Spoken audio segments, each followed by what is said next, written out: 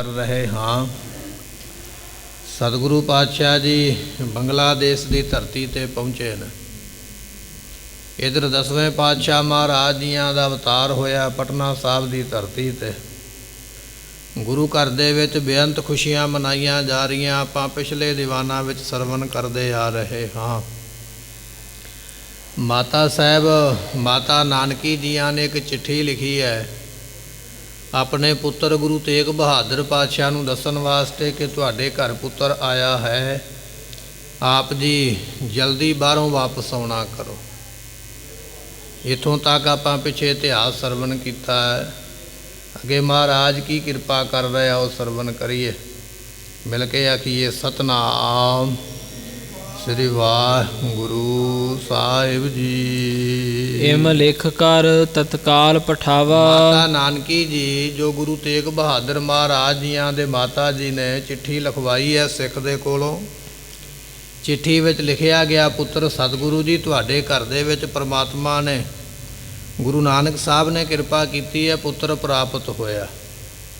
ਤੁਸੀਂ ਛੇਤੀ ਹੁਣ ਵਾਪਸ ਘਰ ਨੂੰ ਆਓ। ਇਹ ਗੱਲ ਲਿਖ ਕੇ ਚਿੱਠੀ ਦੇ ਵਿੱਚ ਇੱਕ ਦਾਸ ਨੂੰ ਸੇਵਕ ਨੂੰ ਭੇਜਿਆ ਕਿ ਜਾਓ ਜਾ ਕੇ ਚਿੱਠੀ ਸਾਡੇ ਸਤਿਗੁਰਾਂ ਨੂੰ ਸਾਡੇ ਪੁੱਤਰ ਨੂੰ ਦੇਣਾ ਕਰੋ। ਪਹੁੰਚੋ ਬਿਨ ਬਿਲੰਬ ਤਿਸ ਗਾਵਾ। ਤੇ ਉਹ ਜਿਹੜਾ ਚਿੱਠੀ ਲੈ ਕੇ ਜਾਣ ਵਾਲਾ ਵਿਅਕਤੀ ਹੈ ਨਾ, ਮਾਤਾ ਜੀਆਂ ਨੇ ਵਿਸ਼ੇਸ਼ ਤੌਰ 'ਤੇ ਉਹਨੂੰ ਆਖਿਆ ਵੀ ਰਸਤੇ ਵਿੱਚ ਟਾਈਮ ਨਹੀਂ ਲਾਉਣਾ, ਕਦੇ ਇੱਥੇ ਰੁਕ ਗਿਆ ਕਦੇ ਉੱਥੇ ਰੁਕ ਗਿਆ, ਇਸ ਤਰ੍ਹਾਂ ਨਹੀਂ ਹੈ। ਜਿੰਨਾ ਹੋ ਸਕੇ ਛੇਤੀ ਮੰਜ਼ਿਲ 'ਤੇ ਪਹੁੰਚਣਾ ਹੈ, ਇਸ ਤਰ੍ਹਾਂ ਕਹਿ ਕੇ ਉਸ ਨੂੰ ਤੁਰਿਆ ਹੈ। ਰੁਤੇ ਜਹਾਂ ਸ੍ਰੀ ਤੇਗ ਬਹਾਦਰ। ਜਿਸ ਜਗ੍ਹਾ ਦੇ ਉੱਪਰ ਗੁਰੂ ਤੇਗ ਬਹਾਦਰ ਪਾਤਸ਼ਾਹ ਮਹਾਰਾਜ ਰੁਕੇ ਸਨ, ਬਰਾਜੇ ਹੋਏ ਸਨ ਜਿਸ ਧਰਤੀ 'ਤੇ, ਤੁਰਨ ਗਇਓ ਪਹੁੰਚ ਪਾਹਾਦਰ। ਤੇ ਉਹ ਜਿਹੜਾ ਸੇਵਕ ਸੀ ਚਿੱਠੀ ਲੈ ਕੇ ਜਾਣ ਵਾਲਾ ਹਲਕਾਰਾ, ਉਹ ਛੇਤੀ ਦੇ ਨਾਲ ਮੰਜ਼ਲਾਂ ਨੂੰ ਤੈਅ ਕਰਦਾ ਹੋਇਆ ਉਸ ਜਗ੍ਹਾ 'ਤੇ ਪਹੁੰਚਿਆ ਜਿੱਥੇ ਸਤਿਗੁਰੂ ਬੈਠੇ ਸਨ।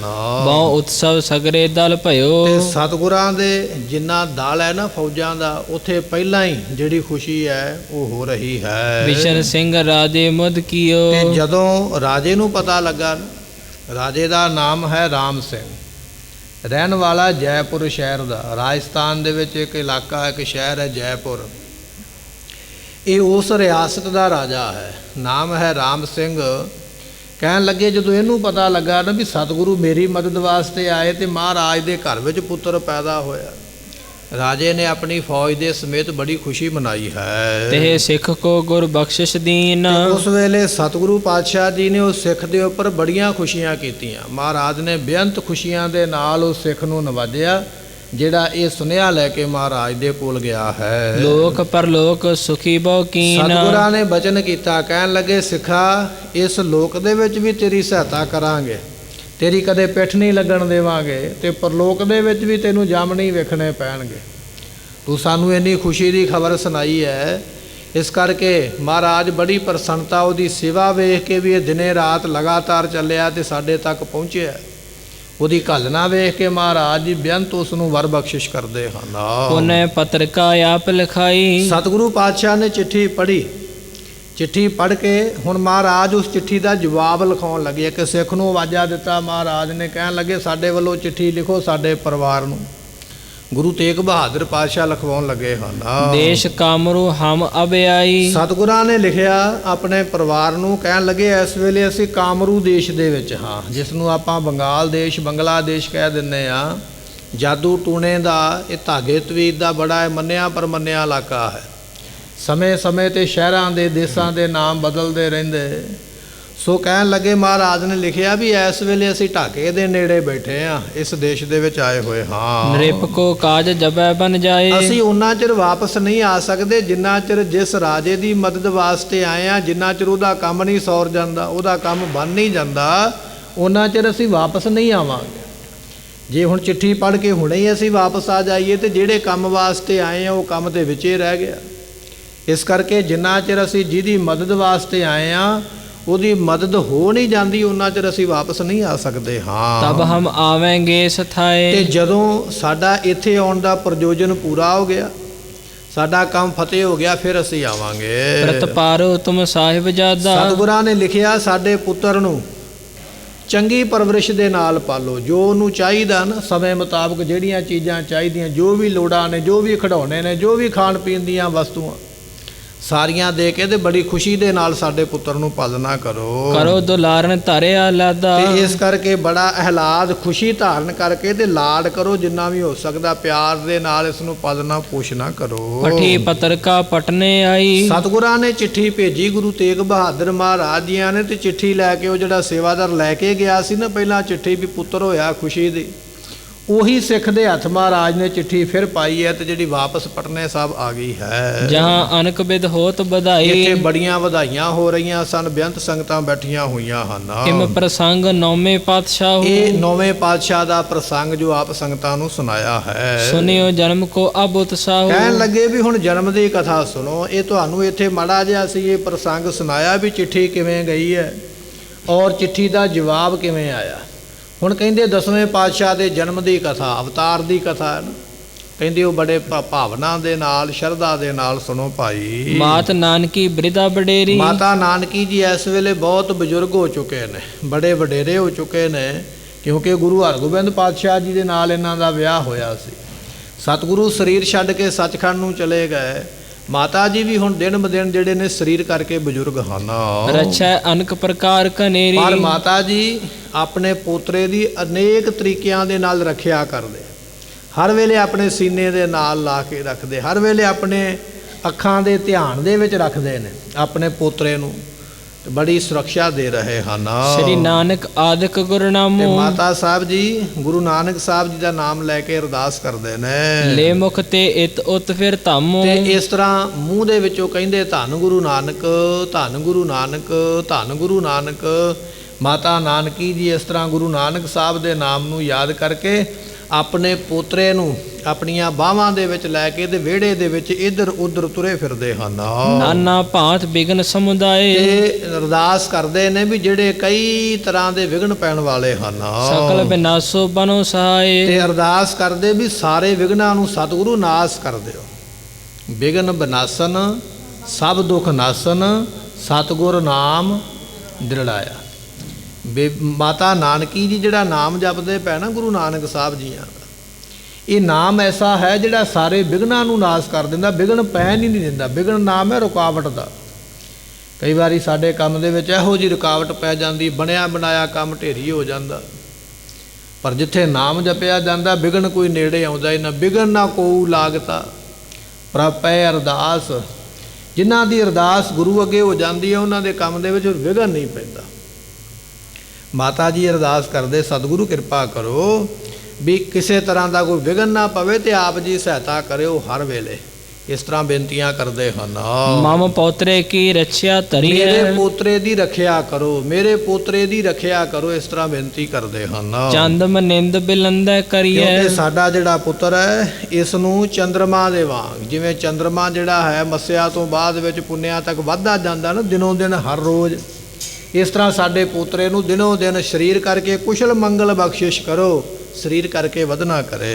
ਲਗਨ ਜੋਤ ਕੀ ਲਿਖ ਲੈ ਗਇਓ। ਤੇ ਉਹ ਜਿਹੜਾ ਜੋਤਸ਼ੀ ਆਇਆ ਸੀ ਨਾ, ਹੁਣ ਉਹਨੂੰ ਵੀ ਤੇ ਮਾਇਆ ਚਾਹੀਦੀ ਹੈ ਨਾ। ਪਿੱਛੇ ਆਪਾਂ ਦੀਵਾਨ ਵਿੱਚ ਸਰਵਣ ਕੀਤਾ ਵੀ ਹਰੇਕ ਦੀ ਕੋਈ ਨਾ ਕੋਈ ਤਮੰਨਾ ਹੁੰਦੀ ਹੈ। ਗੁਰੂ ਘਰ ਪੁੱਤਰ ਹੋਇਆ ਤੇ ਜੋਤਸ਼ੀ ਨੇ ਆਖਿਆ ਚਲੋ ਮੈਨੂੰ ਕੋਈ ਦਾਨ ਪੁੰਨ ਹੀ ਮਿਲੇਗਾ। ਇਹ ਵੀ ਲਗਨ ਲਿਖ ਕੇ ਪੱਤਰੀ ਲਿਖ ਕੇ ਲੈ ਗਿਆ ਹੈ। ਬਹੁਤ ਦਿਨ ਭਲੇ ਵਿਚਾਰਤ ਪਇਓ। ਚੰਗੀ ਤਰ੍ਹਾਂ ਇਸ ਨੇ ਉਸ ਪੱਤਰੀ ਨੂੰ ਵਿਚਾਰਿਆ ਹੈ। ਲਿਖੀ ਜਨਮ ਪੱਤਰੀ ਗਿਨ ਸੋਧ। ਚੰਗੀ ਤਰ੍ਹਾਂ ਸੋਧ ਕੇ ਇਸ ਨੇ ਪੱਤਰੀ ਬਣਾਈ ਹੈ। ਜਿਸ ਕੇ ਉਰਗ੍ਰਹਿ ਰਾਸ਼ੀ ਬੋਧ। ਤੇ ਕਹਿਣ ਲੱਗੇ ਵੀ ਇਸ ਜਿਹੜਾ ਆਇਆ ਹੋਇਆ ਨੇ ਇਹਦੇ ਅੰਦਰ ਬਹੁਤ ਰਾਸ਼ੀਆਂ ਦਾ ਗਿਆਨ ਹੈ, ਬੜਾ ਰਾਸਾਂ ਨੂੰ ਜਾਣਦਾ, ਰਾਸ਼ੀਆਂ ਨੂੰ ਜਾਣਦਾ। ਚੰਗੀ ਤਰ੍ਹਾਂ ਸੋਧ ਕੇ ਇਸ ਨੇ ਬਣਾਈ ਹੈ। ਕਿਤਕ ਦਿਵਸ ਮੈਂ ਬੌਰ ਬੁਲਾਇਓ। ਕਹਿਣ ਲੱਗੇ ਕੁਝ ਦਿਨ ਨਿਕਲ ਗਏ ਤੇ ਫਿਰ ਇਸ ਨੂੰ ਬੁਲਾਇਆ ਹੈ। ਮਾਤ ਨਾਨਕੀ ਨਿਕਟ ਬਿਠਾਇਓ। ਮਾਤਾ ਨਾਨਕੀ ਜੀਆਂ ਨੇ ਕੋਲ ਬਿਠਾ ਲਿਆ। ਇਹ ਜਿਹੜਾ ਪੱਤਰੀ ਲਿਖਣ ਵਾਲਾ ਸੀ ਨਾ ਜੋਤਸ਼ੀ, ਉਹਨੂੰ ਕੋਲ ਬਿਠਾਇਆ ਹੈ। ਆਦ ਕਿਰਪਾਲ ਮਹਾਮਤਵੰਤੇ। ਮਾਮਾ ਕਿਰਪਾਲ ਚੰਦ, ਗੁਰੂ ਗੋਬਿੰਦ ਸਿੰਘ ਮਹਾਰਾਜ ਜੀਆਂ ਦੇ ਮਾਮਾ ਜੀ ਦਾ ਨਾਮ ਕਿਰਪਾਲ ਚੰਦ ਹੈ, ਵੀ ਕੋਲ ਬੈਠ ਗਿਆ। ਕੁਝ ਹੋਰ ਵੀ ਸਿਆਣੇ ਸਿੱਖ ਜਿਹੜੇ ਭਾਈ ਮਤੀ ਦਾਸ ਵਰਗੇ ਸਨ ਜਾਂ ਹੋਰ, ਉਹ ਵੀ ਕੋਲ ਬੈਠੇ ਹਨ। ਬੈਠੇ ਆਨ ਸਮੂਹ ਸੁਨੰਤੇ। ਤੇ ਸਾਰੀਆਂ ਸੰਗਤਾਂ ਸਿੱਖ ਵੀ ਬੈਠ ਗਏ ਵੀ ਜੋਤਸ਼ੀ ਆਇਆ, ਪੱਤਰੀ ਲਿਖ ਕੇ ਪਤਾ ਨਹੀਂ ਕੀ ਇਹਨੇ ਸੁਣਾਉਣਾ, ਕੀ ਦੱਸਣਾ। ਸਾਰੇ ਸੁਣਨ ਵਾਸਤੇ ਬੈਠੇ ਹਨ। ਪੋਖ ਮਾਸ ਕੋ ਪਖ ਸ਼ੁਕਲ ਹੈ। ਸੋ ਉਸ ਵੇਲੇ ਦੱਸਿਆ, ਕਹਿਣ ਲੱਗਾ ਵੀ ਜਿਹੜਾ ਮਹੀਨਾ ਹੈ ਉਹ ਪੋਹ ਦਾ ਮਹੀਨਾ ਹੈ ਤੇ ਸ਼ੁਕਲਾ ਪੱਖ ਹੈ।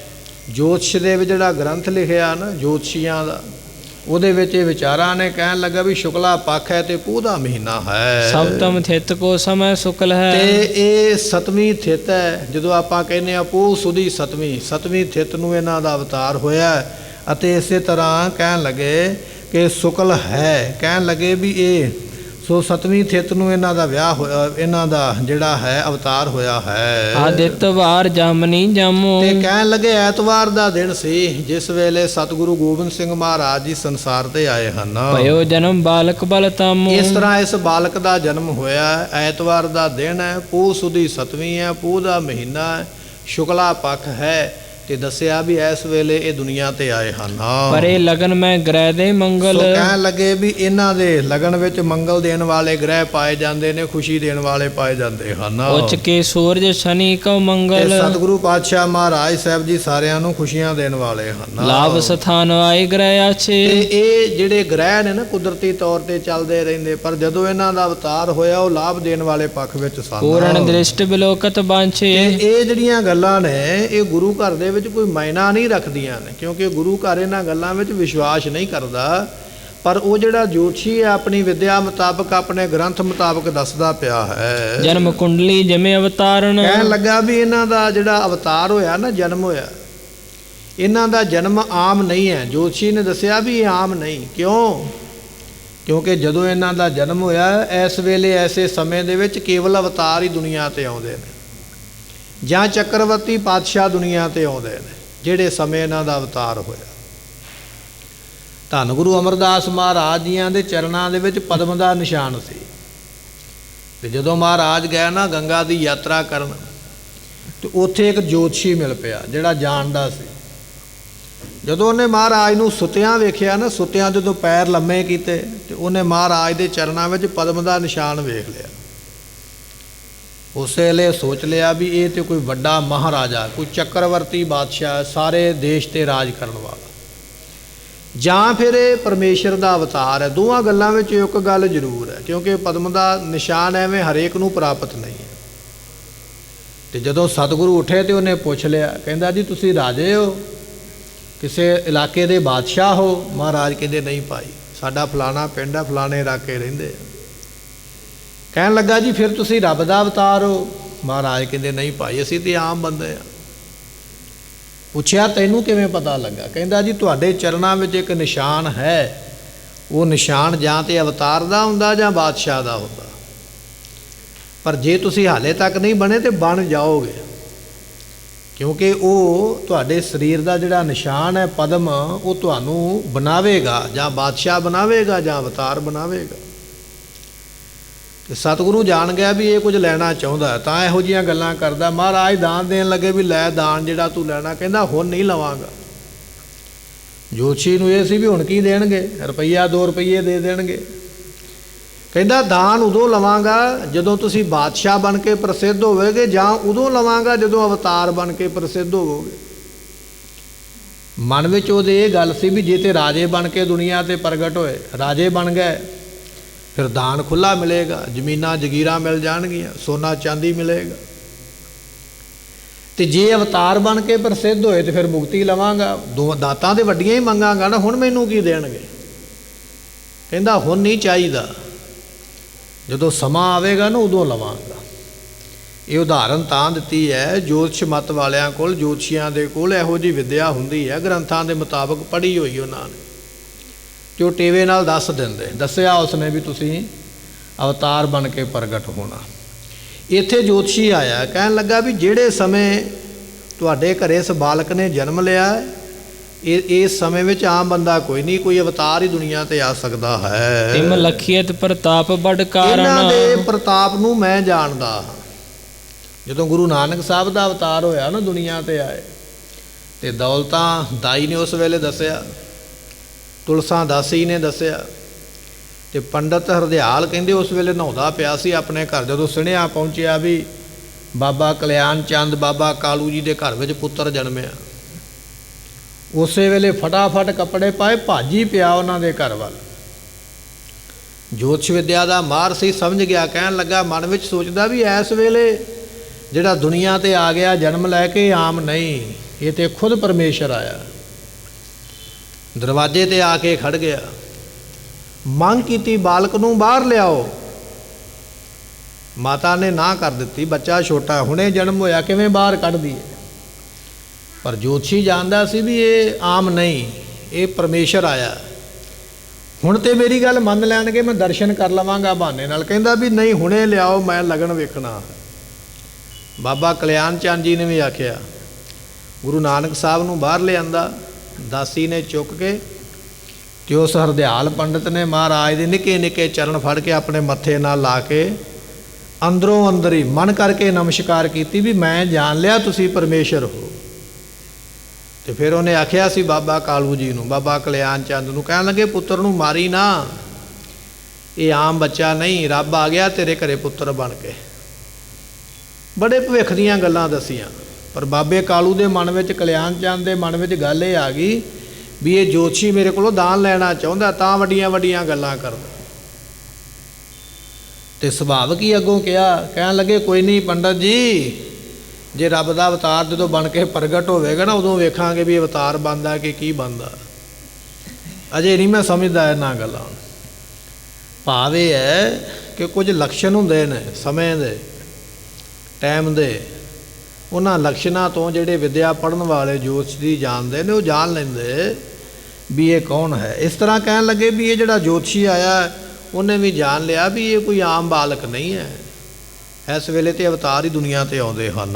ਐਸ਼ਵਰਜ ਵਧੈ ਅਨੇਕ ਅਨੇਕ ਤਰ੍ਹਾਂ ਪ੍ਰਕਾਰਾ। ਦਾ ਐਸ਼ਵਰਜ ਜਿਹੜਾ ਨਾ, ਧਨ ਵਿਭੂਤੀ ਵਧੇਗੀ, ਕਿਸੇ ਚੀਜ਼ ਦਾ ਘਾਟਾ ਨਹੀਂ ਰਹਿਣਾ ਹੈ। ਜਿਸ ਕੋ ਪਈਅਤ ਨਹੀਂ ਸ਼ੁਮਾਰਾ ਸ਼ੁਮਾਰਾ। ਤੋਂ ਭਾਵ ਹੁੰਦਾ ਗਿਣਤੀ ਮਿਣਤੀ। ਇੰਨਾ ਧਨ ਹੋਵੇਗਾ, ਇਹੋ ਜਿਹਾ ਜਸ ਹੋਵੇਗਾ, ਇੰਨੀ ਵਡਿਆਈ ਹੋਵੇਗੀ, ਇੰਨਾ ਉੱਚਾ ਅਹੁਦਾ ਹੋਵੇਗਾ ਇਸ ਦਾ, ਜਿਹਦਾ ਕੋਈ ਅੰਤ ਨਹੀਂ ਪਾ ਸਕੇਗਾ। ਨਾ ਮਾਇਆ ਦਾ ਅੰਤ ਪੈਣਾ, ਨਾ ਇਹਨਾਂ ਕੋਲ ਜਿਹੜੀ ਪਦਵੀ ਹੋਣੀ ਉਹਦਾ ਅੰਤ ਪੈਣਾ, ਨਾ ਇਹਨਾਂ ਦੀ ਵਡਿਆਈ ਦਾ ਕੋਈ ਅੰਤ ਹੈ। ਸਿੰਧੂ ਮੇਖਲਾਵਨੀ ਜੇਤੀ। ਸੋ ਕਹਿਣ ਲੱਗੇ ਵੀ ਜਿੰਨੀ ਇਹ ਧਰਤੀ ਹੈ, ਜਿੰਨੇ ਵੀ ਲੋਕ ਹਨ, ਜਸ ਪ੍ਰਤਾਪ ਤੇ ਪੂਰਾ ਤੇਤੀ। ਇਹ ਸਾਰੀ ਇਹਨਾਂ ਦੇ ਪ੍ਰਤਾਪ ਦੇ ਨਾਲ ਭਰ ਜਾਏਗੀ। ਜਿੰਨੇ ਸਮੁੰਦਰ ਨੇ ਉੱਥੇ ਵੀ ਇਹਨਾਂ ਦਾ ਜਸ ਹੋਵੇਗਾ, ਜਿੰਨੀ ਧਰਤੀ ਦੇ ਲੋਕ ਨੇ ਸਾਰੇ ਥਾਵਾਂ ਤੇ ਜਸ ਇਹਨਾਂ ਦਾ ਚੰਦਰਮਾ ਦੀ ਚਾਂਦਨੀ ਦੇ ਵਾਂਗ ਹਰੇਕ ਘਰ ਦੇ ਵਿੱਚ ਚਲੇ ਜਾਏਗਾ। ਇਹ ਜਿਹੜਾ ਬਾਲਕ ਜਨਮ ਲੈ ਕੇ ਆਇਆ ਮਾਤਾ ਗੁਜਰੀ ਜੀ ਦੇ ਘਰ ਦੇ ਵਿੱਚ, ਇਹ ਐਸੇ ਜਸ ਨੂੰ ਪ੍ਰਾਪਤ ਕਰੇਗਾ। ਰਾਮਚੰਦ ਮਾਨਿੰਦੈ ਜੋਧਾ। ਦੁਨੀਆ ਦੇ ਵਿੱਚ ਮੰਨਿਆ ਜਾਂਦਾ ਵੀ ਰਾਮਚੰਦਰ ਜੀ ਬੜੇ ਵੱਡੇ ਯੋਧੇ ਸਨ, ਪਰ ਯੋਧੇ ਸਨ ਰਾਮਚੰਦਰ ਜੀ, ਪਰ ਕਹਿਣ ਲੱਗੇ ਆਪਣੇ ਪੁੱਤਰਾਂ ਨੂੰ ਲੱਭ ਤੇ ਕੁਛ ਨੂੰ ਜਿੱਤ ਨਹੀਂ ਸਕੇ, ਸਗੋਂ ਉਹਨਾਂ ਕੋਲੋਂ ਪੁੱਤਰਾਂ ਕੋਲੋਂ ਬਾਪ ਹਾਰ ਗਿਆ।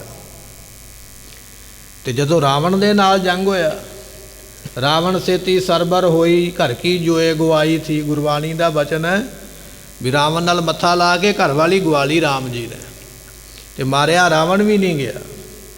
ਉਹਦੇ ਭਰਾ ਨੇ ਦੱਸ ਦਿੱਤਾ, ਉਹਦਾ ਗੁਪਤ ਰਾਜ ਵੀ ਦੀ ਧੁੰਨੀ 'ਚ ਤੀਰ ਮਾਰ ਕੇ ਮਾਰ ਦੇ ਤਾਂ ਮਰੇਗਾ। ਪਰ ਦੁਨੀਆ ਨੇ ਉਸ ਨੂੰ ਬੜਾ ਵੱਡਾ ਸੂਰਮਾ ਮੰਨਿਆ ਰਾਮ ਜੀ ਨੂੰ। ਪਰ ਗੁਰੂ ਗੋਬਿੰਦ ਸਿੰਘ ਮਹਾਰਾਜ ਜੀ, ਉਹਨਾਂ ਅੱਗੇ ਤੇ ਕਈ ਰਾਮ ਜਿਹੜੇ ਨੇ ਹੱਥ ਜੋੜ ਕੇ ਖਲੋਤੇ ਹੋਏ ਨੇ। ਉਹਨਾਂ ਦੀ ਸੂਰਬੀਰਤਾ ਨੂੰ ਕਿਸੇ ਵੀ ਦੁਨੀਆ ਦੇ ਅਵਤਾਰ ਦੇ ਮੁਕਾਬਲੇ ਨਹੀਂ ਤੋਲਿਆ ਜਾ ਸਕਦਾ, ਨਹੀਂ ਮਿਣਿਆ ਜਾ ਸਕਦਾ, ਨਹੀਂ ਗਿਣਿਆ ਜਾ ਸਕਦਾ। ਐਸੇ ਸਮਰੱਥ ਹਨ। ਕ੍ਰਿਸ਼ਨ ਸਮਾਨ ਰਿਪਨ ਪਰ ਕਰੋਧਾ। ਕਹਿਣ ਲੱਗੇ ਦੁਆਪਰ ਯੁੱਗ ਦੇ ਵਿੱਚ ਜਦੋਂ ਕ੍ਰਿਸ਼ਨ ਜੀ ਜੰਗ ਕਰਦੇ ਸਨ ਤੇ ਦੁਸ਼ਮਣਾਂ ਤੇ ਬੜੇ ਕ੍ਰੁੱਧ ਹੋ ਕੇ ਪੈਂਦੇ ਸਨ, ਇਸ ਤਰ੍ਹਾਂ ਵੱਡੇ ਸੂਰਮੇ ਹੋਣਗੇ। ਜਿਮ ਬਲ ਛਲਬੇ 52 ਭਇਓ। ਤੇ ਕਹਿਣ ਲੱਗੇ ਜਿਸ ਤਰ੍ਹਾਂ 52 ਅਵਤਾਰ ਜੀ ਹੋਏ ਨੇ ਬਲ ਰਾਜੇ ਨੂੰ ਛਲਣ ਵਾਸਤੇ। ਗੁਰਮੁਖੋ ਇਹ ਦੁਨੀਆ ਦੀਆਂ ਉਦਾਹਰਨਾਂ ਨੇ, ਗ੍ਰੰਥਾਂ ਵਿੱਚ ਲਿਖੀਆਂ ਨੇ ਵੀ ਰਾਮਚੰਦਰ ਜੀ ਸੂਰਮੇ ਸਨ, ਕ੍ਰਿਸ਼ਨ ਜੀ ਬੜਾ ਜੰਗ ਕਰਦੇ ਸਨ, ਅਤੇ ਇਸੇ ਤਰ੍ਹਾਂ ਬਲ ਰਾਜੇ ਨੂੰ ਛਲਿਆ ਸੀ 52 ਨੇ। ਗ੍ਰੰਥਾਂ ਦੀਆਂ ਸਾਖੀਆਂ ਤੇ ਕਵੀ ਜੀ ਉਹਦੇ ਵਿੱਚੋਂ ਇੱਕ ਇੱਕ ਉਦਾਹਰਨ ਦਿੰਦੇ ਨੇ ਵੀ ਜਿਵੇਂ ਉਹਨਾਂ ਦੇ ਵਿੱਚ ਗੁਣ ਸਨ, ਉਹ ਸਾਰੇ ਗੁਣ ਧੰਨ ਗੁਰੂ ਗੋਬਿੰਦ ਸਿੰਘ ਮਹਾਰਾਜ ਦੇ ਵਿੱਚ ਨੇ। ਕਿਉਂਕਿ ਕਵੀ ਦੇ ਕੋਲ ਇਹਦੇ ਤੋਂ ਵੱਡੀ ਉਦਾਹਰਨ ਨਹੀਂ ਹੈ। ਇਹਦੇ ਤੋਂ ਵੱਡਾ ਕੀ ਦੱਸੇਗਾ? ਰਾਮ ਤੋਂ ਵੱਡਾ ਕਿਹਦਾ ਨਾਮ ਲਏਗਾ? ਕ੍ਰਿਸ਼ਨ ਤੋਂ ਵੱਡਾ ਕਿਹਦਾ ਨਾਮ ਲਵੇ? ਆਪਣੇ ਵੱਲੋਂ ਵੱਡੀ ਤੋਂ ਵੱਡੀ ਉਦਾਹਰਨ ਦਿੱਤੀ ਹੈ, ਪਰ ਇਹ ਦੁਨੀਆ ਦੀਆਂ तमाम ਉਦਾਹਰਨਾਂ ਜਿਹੜੀਆਂ ਨੇ ਉਹ ਗੁਰੂ ਦੇ ਬਰਾਬਰ ਨਹੀਂ ਪਹੁੰਚ ਸਕਦੀਆਂ। ਨਾ ਕੋ ਹੋਆ ਨਾ ਕੋ ਹੋਏ, ਗੁਰਬਾਣੀ ਦਾ ਬਚਨ ਹੈ। ਗੁਰੂ ਦੇ ਬਰਾਬਰ ਕੋਈ ਨਹੀਂ ਹੈ ਦੁਨੀਆ ਦਾ ਪੈਗੰਬਰ ਅਵਤਾਰ। ਕਹਿਣ ਲੱਗੇ ਜਿਸ ਤਰ੍ਹਾਂ 52 ਰੂਪ ਧਾਰ ਕੇ ਬਲ ਰਾਜੇ ਨੂੰ ਛਲਿਆ ਹੈ। ਤਨ ਕੋ ਤਨਕ ਆਪਨੋ ਤੇ ਕੀਓ। ਕਹਿਣ ਲੱਗੇ ਵੀ ਉਸ ਵੇਲੇ ਆਪਣੇ ਤਨ ਨੂੰ ਕਹਿਣ ਲੱਗੇ ਤਨਕ ਦੇ ਵਿੱਚ ਵੱਡਾ ਬਣਾ ਲਿਆ, ਥੋੜੇ ਸਮੇਂ ਵਿੱਚ ਵੱਡਾ ਕਰ ਲਿਆ ਹੈ। ਬੌਰ ਵਧਾਇਓ ਬਪੁਖ ਬਿਲੰਦ। ਤੇ ਕਹਿਣ ਲੱਗੇ ਫਿਰ ਉਸ ਵੇਲੇ ਆਪਣੇ ਆਪ ਨੂੰ ਬਹੁਤ ਵੱਡਾ ਉਸ ਵੇਲੇ ਵਧਾ ਲਿਆ ਹੈ। ਅਪਰਨਾ ਕੋ ਭਾਜ ਸਮਾਨਿੰਦ। ਹੋਰ ਜਿਨ੍ਹਾਂ ਵਰਗਾ ਉਸ ਵੇਲੇ ਕੋਈ ਦੁਨੀਆ ਦੇ ਵਿੱਚ ਨਹੀਂ ਹੈ। ਸ਼ਾਸਤਰਾਂ ਦੇ ਵਿੱਚ ਇੱਕ ਸਾਖੀ ਲਿਖੀ ਹੈ ਵੀ ਬਲ ਰਾਜਾ ਜੱਗ ਕਰਦਾ ਪਿਆ ਸੀ ਤੇ ਉਸ ਵੇਲੇ ਉਸ ਨੂੰ ਛਲਣ ਵਾਸਤੇ ਭਗਵਾਨ ਜੀ ਇੱਕ ਛੋਟੇ ਜਿਹੇ ਬ੍ਰਾਹਮਣ ਦਾ ਰੂਪ, ਨਿੱਕਾ ਜਿਹਾ ਬੱਚਾ ਬਣ ਕੇ ਬ੍ਰਾਹਮਣ ਬਣ ਕੇ ਆ ਗਿਆ ਤੇ ਬੜੀਆਂ ਸੋਹਣੀਆਂ ਵੇਦਾਂ ਨੂੰ ਪੜ੍ਹ ਕੇ ਸੁਰਤੀਆਂ ਸੁਣਾਈਆਂ ਬੜੀ ਮਿੱਠੀ ਆਵਾਜ਼ ਦੇ ਵਿੱਚ, ਤੇ ਰਾਜੇ ਦੇ ਕੰਨਾਂ ਵਿੱਚ ਪਈਆਂ ਤੇ ਰਾਜਾ ਸੁਣ ਕੇ ਆਵਾਜ਼ ਮੋਹਿਆ ਗਿਆ। ਜਿਵੇਂ ਅੱਜ ਆਪਾਂ ਕਰਦੇ ਹਾਂ ਨਾ, ਕੋਈ ਸੁਰੀਲਾ ਕੀਰਤਨ ਕਰੇ ਤੇ ਆਪਾਂ ਆਖਦੇ ਹਾਂ ਬੜਾ ਆਨੰਦ ਆਇਆ। ਕੀਰਤਨ ਤੇ ਉਹੀ ਬਾਣੀ ਹੈ ਜਿਹੜੇ ਸਾਰੇ ਪੜ੍ਹਦੇ। ਹੁਣ ਕੁਝ ਪੜ੍ਹਦੇ ਨਹੀਂ ਆਨੰਦ ਆਉਂਦਾ, ਕੁਝ ਪੜ੍ਹਦੇ ਬੜਾ ਆਨੰਦ ਆਉਂਦਾ। ਬਾਣੀ ਤੇ ਉਹੀ ਹੈ, ਪਰ ਆਵਾਜ਼ ਦੀ ਵੀ ਇੱਕ ਮਿਠਾਸ ਹੈ। ਹੁਣ ਰਾਜੇ ਨੇ ਕਈਆਂ ਪੰਡਤਾਂ ਤੋਂ ਸੁਣੇ ਹੋਣਗੇ ਵੇਦ, ਪਰ ਜਿਹੜਾ ਅੱਜ ਸੁਣਿਆ ਇਸ ਬਾਲਕ ਤੋਂ ਆਨੰਦ ਬੜਾ ਆਇਆ, ਸਵਾਦ ਬੜਾ ਆਇਆ। ਤੇ ਰਾਜੇ ਨੇ ਉਸ ਵੇਲੇ ਕਿਹਾ ਮੰਗ ਕੀ ਚਾਹੀਦਾ। ਤੇ ਉਸ ਵੇਲੇ ਉਹ ਜਿਹੜਾ ਛੋਟਾ ਜਿਹਾ ਬ੍ਰਾਹਮਣ ਬਣ ਕੇ ਬੱਚਾ ਆਇਆ ਸੀ ਕਹਿਣ ਲੱਗਾ 3 ਕਰਮਾ ਧਰਤੀ ਦੇ, ਮੈਂ ਤੇਰੇ ਦਰਵਾਜ਼ੇ ਤੇ ਬੈਠ ਕੇ ਰੋਜ਼ ਹੀ ਇਦਾਂ ਪੜਿਆ ਕਰਾਂਗਾ। ਤੂੰ ਅੱਜ ਸੁਣ ਕੇ ਖੁਸ਼ ਹੋਇਆ, ਮੈਨੂੰ 3 ਕਰਮਾ ਧਰਤੀ ਦੇ ਦੇ, ਮੈਂ ਰੋਜ਼ ਹੀ ਪੜਾਂਗਾ ਤੇਰੇ ਦਰਵਾਜ਼ੇ ਤੇ ਬੈਠਾ। ਤੇ ਉਸ ਵੇਲੇ ਰਾਜੇ ਨੇ ਬਚਨ ਕਰ ਲਿਆ ਠੀਕ ਹੈ ਮਿਲ ਜਾਏਗੀ। ਤੇ ਕਹਿਣ ਲੱਗੇ ਜਦੋਂ ਧਰਤੀ ਦੇਣ ਦਾ ਟਾਈਮ ਆਇਆ, ਉਹ ਨਿੱਕਾ ਜਿਹਾ ਬਾਲਕ ਜਿਹੜਾ ਸੀ ਉਹ ਐਡਾ ਵੱਡਾ ਬਣ ਗਿਆ ਵੀ ਸਿਰ ਉਹਦਾ ਜਾ ਕੇ ਅਸਮਾਨ ਨੂੰ ਲੱਗ ਗਿਆ, ਆਕਾਸ਼ ਨੂੰ ਜਾ ਕੇ ਸਿਰ ਲੱਗ ਗਿਆ, ਲੱਤਾਂ ਜਾ ਕੇ ਪਤਾਲ ਨੂੰ ਲੱਗ ਗਈਆਂ। ਤੇ ਉਹਨੇ ਸਾਰੀ ਦੁਨੀਆ ਜਿਹੜੀ ਹੈ ਉਹ ਆਪਣੀਆਂ ਕਰਮਾਂ ਵਿੱਚ ਮਿਲ ਲਈ। ਤੇ ਮਿਲਣ ਤੋਂ ਮਗਰੋਂ ਆਖਿਆ ਵੀ 3 ਕਰਮਾਂ ਜਾਂ 2.5 ਕਰਮਾਂ ਜਿੰਨੀ ਵੀ ਮੰਗੀ ਹੈ ਹਾਲੇ ਪੂਰੀ ਨਹੀਂ ਹੋਈ, ਹਾਲੇ ਅੱਧੀ ਹੋਈ ਹੈ, ਕੁਝ ਰਹਿੰਦੀ ਹੈ ਉਹ ਵੀ ਪੂਰੀ ਕਰ। ਤੇ ਉਸ ਵੇਲੇ ਦੇ ਲੋਕ ਜਿਹੜੇ ਸਨ ਨਾ ਉਹ ਜ਼ੁਬਾਨ ਦੇ ਪੱਕੇ ਸਨ। ਜਿਹੜਾ ਬਚਨ ਕੀਤਾ ਨਾ, ਬਚਨ ਪੂਰਾ ਕਰਨਾ। ਸੂਰਬੀਰ ਬਚਨ ਕੇ ਬਲੀ। ਅੱਜ ਤੇ ਆਪਾਂ ਝੱਟ ਹੀ ਮੁੱਕਰ ਜਾਂਦੇ ਹਾਂ, ਲੋਕ ਫੋਨ ਤੇ ਰਿਕਾਰਡਿੰਗ ਵੀ ਕਰ ਲੈਂਦੇ, ਉਹ ਮੇਰੀ ਨਹੀਂ ਪਤਾ ਨਹੀਂ ਕਿਹਦੀ ਆਵਾਜ਼ ਲਈ ਫਿਰਦਾ। ਅੱਜ ਦੇ ਲੋਕ ਮੁੱਕਰ ਜਾਂਦੇ ਨੇ, ਕਹਿੰਦੇ ਮੇਰੀ ਆਵਾਜ਼ ਦੇ ਵਿੱਚ ਕਿਸੇ ਦੇ ਕੋਲੋਂ ਤੂੰ ਕੰਮ ਕਰਵਾ ਲਿਆ, ਭਾਵੇਂ ਆਵਾਜ਼ ਰਿਕਾਰਡ ਕਰ ਲਾ, ਭਾਵੇਂ ਵੀਡੀਓ ਬਣਾ ਲਾ। ਮਰ ਗਿਆ ਮੁੱਕਰ ਗਿਆ ਇੱਕ ਬਰਾਬਰ ਹੀ ਹੈ। ਕਿਸੇ ਦਾ ਕੋਈ ਵਿਸ਼ਵਾਸ ਨਹੀਂ ਹੈ ਕਦੋਂ ਇਹਨੇ ਬਦਲ ਜਾਣਾ। ਪਰ ਉਦੋਂ ਨਾ ਕੋਈ ਰਿਕਾਰਡਿੰਗ ਸੀ ਨਾ ਕੋਈ ਵੀਡੀਓ ਸੀ। ਜਿਹੜਾ ਵਚਨ ਕਹਿਤਾ ਉਹ ਪੂਰਾ ਕਰਨਾ ਹੀ ਕਰਨਾ। ਨਹੀਂ ਤਾਂ ਰਾਜਾ ਮੁੱਕਰ ਜਾਂਦਾ ਵੀ ਮੈਂ ਕਿਹੜਾ ਤੈਨੂੰ ਰਜਿਸਟਰੀ ਕਰਕੇ ਦਿੱਤੀ, ਕੋਈ ਪੜ੍ਹਾ ਲਿਖ ਕੇ ਥੋੜ੍ਹੀ ਦਿੱਤਾ ਵੀ ਤੈਨੂੰ ਥਾਂ ਦੇਣੀ ਹੈ, ਨਹੀਂ ਪੂਰੀ ਹੁੰਦੀ ਤੇ ਜਾ ਆਪਣੇ ਘਰ ਨੂੰ, ਮੈਂ ਤੇਰੇ ਤੋਂ ਕੀ ਲੈਣਾ। ਪਰ ਆਖਿਆ ਨਹੀਂ, ਮੈਂ ਜ਼ੁਬਾਨ ਕੀਤੀ ਹੈ ਪੂਰੀ ਕਰਾਂਗਾ। ਫਿਰ ਕਹਿਣ ਲੱਗੇ ਬਲ ਰਾਜਾ ਇੰਨਾ ਜਪੀ ਤਪੀ ਸੀ, ਇੰਨਾ ਬੰਦਗੀ ਵਾਲਾ, ਉਹਨੇ ਸਰੀਰ ਹੀ ਇੰਨਾ ਵੱਡਾ ਕੀਤਾ। ਜਿੰਨੀ ਧਰਤੀ ਘਟਦੀ ਸੀ ਆਪਣਾ ਸਰੀਰ ਲੰਮੇ ਪਾਤਾ, ਲੈ ਪੂਰਾ ਕਰ। ਤੇ ਕਹਿਣ ਲੱਗੇ ਫਿਰ ਉਸ ਵੇਲੇ ਨਾ ਪੈਰ ਦੇ ਨਾਲ ਉਹਨੂੰ ਪਤਾਲ ਦੇ ਵਿੱਚ ਧੱਕ ਦਿੱਤਾ, ਥੱਲੇ ਚਲਾ ਗਿਆ। ਜਦੋਂ ਪਤਾਲ ਦੇ ਵਿੱਚ ਧੱਕ ਕੇ ਆਪਣਾ ਪੈਰ ਚੁੱਕਿਆ ਨਾ ਵਾਪਸ ਆਉਣ ਵਾਸਤੇ, ਤੇ ਫਿਰ ਬਲ ਰਾਜੇ ਨੇ ਪੈਰ ਹੀ ਫੜ ਲਿਆ ਅੱਗੋਂ। ਕਹਿਣ ਲੱਗਾ ਵੀ ਇੱਦਾਂ ਨਹੀਂ, ਤੂੰ ਆਖਿਆ ਸੀ ਧਰਤੀ ਦੇ, ਮੈਂ ਤੇਰੇ ਦਰਵਾਜ਼ੇ ਤੇ ਬੈਠਾਂਗਾ। ਮੈਂ ਧਰਤੀ ਦਿੱਤੀ ਹੈ, ਤੂੰ ਭਾਵੇਂ ਭਗਵਾਨ ਹੋਵੇਂ ਲੱਖ ਵਾਰੀ ਹੋਵੇਂ, ਪਰ ਜ਼ੁਬਾਨ ਤੂੰ ਵੀ ਦਿੱਤੀ ਹੈ ਵੀ ਦਰਵਾਜ਼ੇ ਤੇ ਬੈਠਾਂਗਾ, ਇੱਥੇ ਬੈਠ ਮੇਰੇ ਦਰਵਾਜ਼ੇ। ਦੁਨੀਆ ਬਣਾਉਣ ਵਾਲੇ ਨੂੰ ਇੱਕ ਰਾਜੇ ਨੇ ਆਪਣੇ ਦਰਵਾਜ਼ੇ ਤੇ ਪਹਿਰੇਦਾਰ ਬਣਾ ਕੇ ਬਿਠਾ ਲਿਆ। ਪੜ੍ਹ ਵੇਦ ਸੁਣਾ ਰੋਜ਼ ਮੈਨੂੰ। ਤੇ ਜਦੋਂ ਕੁਝ ਸਮਾਂ ਲੰਘ ਗਿਆ, ਦੇਵਤਿਆਂ ਨੂੰ ਫਿਕਰ ਪੈ ਗਿਆ ਵੀ ਐਡਾ ਵੱਡਾ ਦੇਵਤਾ ਵਿਸ਼ਨੂੰ ਭਗਵਾਨ ਨੂੰ ਉਹਨੇ ਦਰਵਾਜ਼ੇ ਤੇ ਬਿਠਾ ਛੱਡਿਆ, ਕੰਮਕਾਰ ਸਾਰੇ ਬੰਦ ਹੋ ਗਏ। ਫਿਰ ਜਾ ਕੇ ਬਲ ਰਾਜੇ ਦੀ ਮਿੰਨਤ ਤਰਲਾ ਕੀਤਾ ਵੀ ਛੱਡ ਦੇ ਇਹਨੂੰ, ਇਹ ਤੋਂ ਕੰਮ ਅਸੀਂ ਹੋਰ ਵੀ ਲੈਣੇ ਨੇ। ਉਹਨੇ ਆਖਿਆ ਛੱਡਦਾ ਨਹੀਂ, ਜੇ ਛਡਾਉਣਾ ਚਾਹੁੰਦੇ ਹੋ ਇਹਦੀ ਜਗ੍ਹਾ ਤੇ ਵਾਰੀ ਵਾਰੀ 3 ਜਾਣੇ ਆਇਆ ਕਰੋ, ਇਹਨੂੰ ਲੈ ਜਾਇਆ ਕਰੋ, ਇਹਦੀ ਥਾਂ ਤੇ ਆਪ ਬਹਿ ਜਾਇਆ ਕਰੋ। ਭਗਤਾਂ ਨੇ ਲਿਖਿਆ ਉੱਥੇ ਉਹਨਾਂ ਵੱਡੇ ਦੁਨੀਆ ਦੇ ਦੇਵਤਿਆਂ ਨੂੰ, ਬਰਮਾ ਵਰਗਿਆਂ ਨੂੰ, ਵਿਸ਼ਨੂੰ ਵਰਗਿਆਂ ਨੂੰ, ਸ਼ਿਵ ਜੀ ਵਰਗਿਆਂ ਨੂੰ ਵਾਰੀ ਵਾਰੀ ਜਾ ਕੇ ਉਹਦੇ ਦਰਵਾਜ਼ੇ ਤੇ ਬਹਿਣਾ ਪੈਂਦਾ। ਭਗਤ ਬਸ ਕੇਸਵ ਅਜੋ ਸੋ ਬਲ ਕੇ ਦੁਆਰ ਖਰੋ। ਅਜੇ ਵੀ ਭਗਤ ਨਾਮਦੇਵ ਨੇ ਲਿਖਿਆ ਵੀ ਅਜੇ ਵੀ ਖਲੋਤਾ ਹੋਇਆ ਉਹਦੇ ਦਰਵਾਜ਼ੇ ਦਾ ਪਹਿਰੇਦਾਰ ਬਣ ਕੇ। ਇਹ ਇੱਕ ਸ਼ਾਸਤਰਾਂ ਦੀ ਘਟਨਾ ਹੈ ਜਿਹਨੂੰ ਕਵੀ ਜੀ ਨੇ ਇੱਥੇ ਲਿਖਿਆ ਉਹਨਾਂ ਨੇ ਕੇਵਲ 2 ਪੰਕਤੀਆਂ ਵਿੱਚ ਲਿਖ ਦਿੱਤਾ ਵੀ ਉਹਨਾਂ ਨੇ ਵੱਡਾ ਸਰੂਪ ਬਣਾ ਲਿਆ ਸੀ। ਕੀ ਹੋਇਆ, ਅਸੀਂ ਤੁਹਾਨੂੰ ਉਹ ਸਾਰੀ ਮੋਟੀ ਜੀ ਕਥਾ ਸੁਣਾ ਦਿੱਤੀ ਹੈ ਵੀ ਇਸ ਤਰ੍ਹਾਂ ਉਸ ਵੇਲੇ ਹੋਇਆ ਸੀ। ਪਰ ਕਵੀ ਜਿਹੜੇ ਹੁੰਦੇ ਨੇ ਵੱਡੀ ਤੋਂ ਵੱਡੀ ਉਦਾਹਰਨ ਦਿੰਦੇ ਨੇ ਵੀ ਗੁਰੂ ਦੀ ਉਪਮਾ ਵੱਧ ਕਰੀਏ, ਪਰ ਦੁਨੀਆ ਦੀ ਕੋਈ ਇਹੋ ਜਿਹੀ ਉਦਾਹਰਨ ਨਹੀਂ ਜਿਹੜੀ ਗੁਰੂ ਦੇ ਬਰਾਬਰ ਹੋ ਸਕੇ। ਆਪਾਂ ਕਹਿ ਦਿੰਦੇ ਹਾਂ ਨਾ ਮਹਾਰਾਜ ਦਾ ਮੁੱਖ ਚੰਦਰਮਾ ਵਰਗਾ। ਹੁਣ ਚੰਦਰਮਾ ਤੋਂ ਵੱਧ ਕੀ ਸੋਹਣਾ ਲਿਆਵਾਂਗੇ, ਪਰ ਚੰਦਰਮਾ ਹੁਣ ਮਹਾਰਾਜ ਦਾ ਮੁਕਾਬਲਾ ਥੋੜ੍ਹੀ ਕਰੇਗਾ। 15 ਦਿਨ ਘਟਦਾ ਤੇ 15 ਦਿਨ ਵੱਧਦਾ, ਤੇ ਕਦੇ ਉਹਨੂੰ ਗ੍ਰਹਿਣ ਲੱਗ ਜਾਂਦਾ, ਪਰ ਗੁਰੂ ਨੂੰ ਗ੍ਰਹਿਣ ਤੇ ਨਹੀਂ ਨਾ ਲੱਗਦਾ। ਨਾ ਗੁਰੂ ਘਟਦਾ ਨਾ ਵੱਧਦਾ, ਉਹ ਤੇ ਬਰਾਬਰ ਰਹਿੰਦਾ ਹੈ। ਪਰ ਹੁਣ ਉਦਾਹਰਨ ਦੇਣ ਵਾਲੇ ਕੋਲ ਉਹ ਹੋਰ ਕੀ ਕਵੇਗਾ। ਹੁਣ ਚੰਦਰਮਾ ਤੋਂ ਪਰੇ ਕਿੱਧਰ ਨੂੰ ਜਾਵੇ, ਕੀ ਆਖੇ ਵੀ ਗੁਰੂ ਦਾ ਮੁੱਖ ਇਹੋ ਜਿਹਾ। ਇਹ ਕੇਵਲ ਸਮਝਣ ਵਾਸਤੇ ਇਸ਼ਾਰੇ ਹੁੰਦੇ, ਪਰ ਗੁਰੂ ਦੀ ਉਦਾਹਰਨ, ਗੁਰੂ ਦੀ ਬਰਾਬਰੀ ਕਿਸੇ ਨਾਲ ਦਿੱਤੀ ਨਹੀਂ ਜਾ ਸਕਦੀ ਹੈ। ਤਿਮ ਲਗ ਐਸ਼ਵਰਜ ਅਬੈ ਪ੍ਰਤਾਪੂ। ਕਹਿਣ ਲੱਗੇ ਵੀ ਇਸੇ ਤਰ੍ਹਾਂ ਉਮਰਾਂ ਇਹਨਾਂ ਦੀ ਛੋਟੀ ਹੈ, ਪਰ ਐਸ਼ਵਰਜ ਧਨ ਵਿਭੂਤੀ ਇਹਨਾਂ ਦੀ ਸਭ ਤੋਂ ਵੱਧ ਹੋਵੇਗੀ। ਜੋਤਸ਼ੀ ਦੱਸਦਾ ਹੈ ਜਬੈ ਸੰਭਾਰੈ ਆਪਣੋ ਆਪੂ। ਜਦੋਂ ਆਪਣੇ ਆਪ ਨੂੰ ਸਾਂਭਣਗੇ ਨਾ ਆਉਣ ਵਾਲੇ ਸਮੇਂ ਦੇ ਵਿੱਚ, ਜੋਤਸ਼ੀ ਦੱਸਦਾ ਪਿਆ ਕੁੰਡਲੀ ਦੇ ਮੁਤਾਬਕ, ਜੋਤਸ਼ ਦੇ ਮੁਤਾਬਕ, ਆਪਣੀ ਵਿਦਿਆ ਦੇ ਮੁਤਾਬਕ। ਕਹਿਣ ਲੱਗਾ ਮਾਤਾ ਗੁਜਰੀ ਜੀ, ਤੁਹਾਡੇ ਘਰ ਦੇ ਵਿੱਚ ਜਿਹੜਾ ਬਾਲਕ ਜਨਮਿਆ, ਜਦੋਂ ਆਪਣੇ ਜੋਗਾ ਹੋ ਗਿਆ ਨਾ, ਆਪਣੇ ਆਪ ਨੂੰ ਸਾਂਭਣ ਜੋਗਾ ਹੋ ਗਿਆ, 8 9 10 ਸਾਲ ਦਾ ਹੋ ਗਿਆ, ਇੰਨਾ ਪ੍ਰਤਾਪੀ ਹੋਵੇਗਾ ਵੀ ਇਹਨਾਂ ਦਾ ਪ੍ਰਤਾਪ ਫਿਰ ਜਾਣਿਆ ਝੱਲਿਆ ਨਹੀਂ ਜਾਣਾ ਹੈ। ਤਤ ਛਿਨ ਦੋਨੋਂ ਕੋ ਬਿਰਧਾਵੈ। ਤਤ ਛਿਨ ਛੇਤੀ ਦੇ ਨਾਲ ਐਸ਼ਵਰਜ ਨੂੰ ਵੀ ਵਧਾਏਗਾ ਤੇ ਆਪਣੇ ਪ੍ਰਤਾਪ ਨੂੰ ਵੀ ਵਧਾਏਗਾ। ਐਸਾ ਪ੍ਰਤਾਪ ਹੋਵੇਗਾ ਵੀ ਰੰਗੇ ਬਾਦਸ਼ਾਹ ਦੀਆਂ ਅੱਖਾਂ ਵਿੱਚ ਅੱਖਾਂ ਪਾ ਕੇ ਗੱਲ ਕਰੇਗਾ, ਸਾਹਮਣੇ ਆ ਤੇਰੇ ਨਾਲ ਗੱਲ ਕਰਾਂ। ਔਰ ਰੰਗੇ ਵਰਗੇ ਉਸ ਵੇਲੇ ਲੁਕਦੇ ਫਿਰਨਗੇ ਇਹਨਾਂ ਦੇ ਕੋਲੋਂ, ਐਸੇ ਪ੍ਰਤਾਪੀ ਹੋਣਗੇ। ਜਿਸ ਕੋ ਪਾਰ ਨਹੀਂ ਕੋ ਪਾਵੈ। ਇਸ ਬਾਲਕ ਦਾ ਕੋਈ ਅੰਤ ਨਹੀਂ ਪਾ ਸਕੇਗਾ। ਦੁਨੀਆ ਵਿੱਚ ਕੋਈ ਇਹੋ ਜਿਹਾ ਨਹੀਂ ਹੋਵੇਗਾ ਜਿਹੜਾ ਅੰਤ ਪਾ ਸਕੇ, ਜਿਹੜਾ ਇਹ ਜਾਣ ਸਕੇ ਵੀ ਇਹ ਕਿੰਨੇ ਸ਼ਕਤੀਸ਼ਾਲੀ ਨੇ। ਬ੍ਰਹਮ ਗਿਆਨੀ ਸਨ ਭਾਈ ਨੰਦ ਲਾਲ ਜੀ, ਮਹਾਰਾਜ ਦੇ ਕਵੀ। ਬੜੀਆਂ ਬਖਸ਼ਿਸ਼ਾਂ ਕੀਤੀਆਂ ਮਹਾਰਾਜ ਨੇ, ਬ੍ਰਹਮ ਗਿਆਨ ਦੀ ਅਵਸਥਾ ਵਿੱਚ ਉਸ ਨੂੰ ਮਹਾਰਾਜ ਨੇ ਪਹੁੰਚਾਇਆ।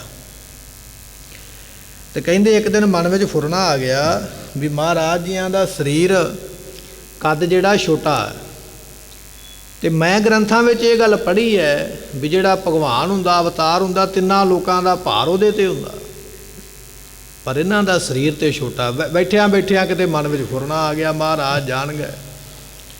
ਜਦੋਂ ਮਹਾਰਾਜ ਘੋੜੇ ਤੇ ਚੜ੍ਹਨ ਲੱਗੇ, ਨੰਦ ਲਾਲ ਨੂੰ ਬੁਲਾਇਆ, ਕਹਿਣ ਲੱਗੇ ਆਪਣਾ ਹੱਥ ਦੇ, ਅਸੀਂ ਇਹਦੇ ਤੇ ਆਪਣਾ ਚਰਨ ਰੱਖ ਕੇ ਘੋੜੇ ਤੇ ਚੜ੍ਹਨਾ।